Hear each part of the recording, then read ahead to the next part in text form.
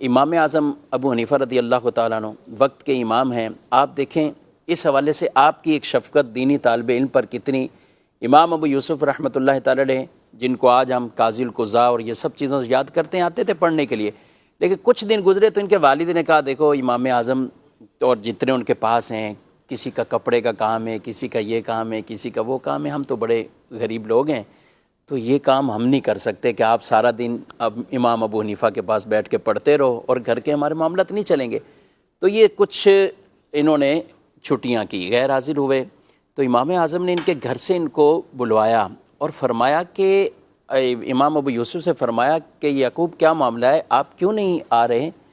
تو انہوں نے کہا کہ میرے والد صاحب نے مجھے کہا ہے کہ گھر کے اخراجات کے لیے آپ کچھ کمائی کرو، کچھ یہ معاملات گھر کے چلاؤ، تو آپ دینی طور پر جو وہاں وقت دیتے ہو اب وہ نہ دو۔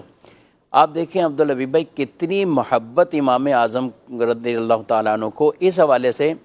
ارشاد فرمایا کہ تمہارے گھر کا خرچہ کتنا ہے، اللہ واہ واہ واہ، کتنا گھر کا خرچہ ہے، یہ معاملات پوچھی، ضروریات پوچھی، فرمایا تم نے یہاں آنا ہے۔ امام ابو یوسف فرماتے ہیں کہ میں جب بھی جاتا اور آپ یعنی مہینے میں ایک مرتبہ مجھے ایک تھیلی دیا کرتے تھے اور اس میں 100 درہم ہوتے تھے، اور کبھی یہ نہیں پوچھا کہ وہ خرچ کہاں ہوئے، میں لا کے گھر والوں کو دے دیتا تھا اور میں ان کی بارگاہ میں حاضر رہتا۔ اللہ اللہ اللہ، اور فرمایا یہ تسلسل ہمیشہ، یعنی جب تک میں ان کے پاس رہا،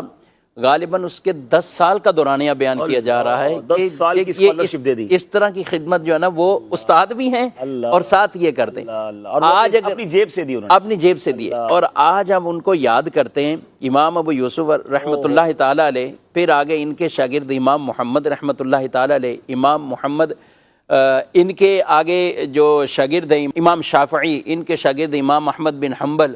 آگے امام بخاری بھی ان کے شاگرد ہیں، اور امام بخاری کے آگے کتنے شاگرد ہیں۔ تو یہ سارا تسلسل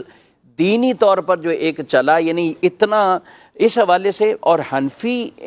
جو احناف کے قاضی القضاء امام ابو یوسف رحمۃ اللہ تعالی علیہ بنے، اور پھر ہر طرف جو حنفیت پھیلی گئے، بلا شبہ اس میں امام ابو یوسف رحمۃ اللہ تعالی علیہ کے بہت بڑا یہ کردار تھا۔ ایک طالب علم کو اسپانسر کیا اور اس نے تاریخ رقم کر دی، جاریہ کیسا ہو گیا۔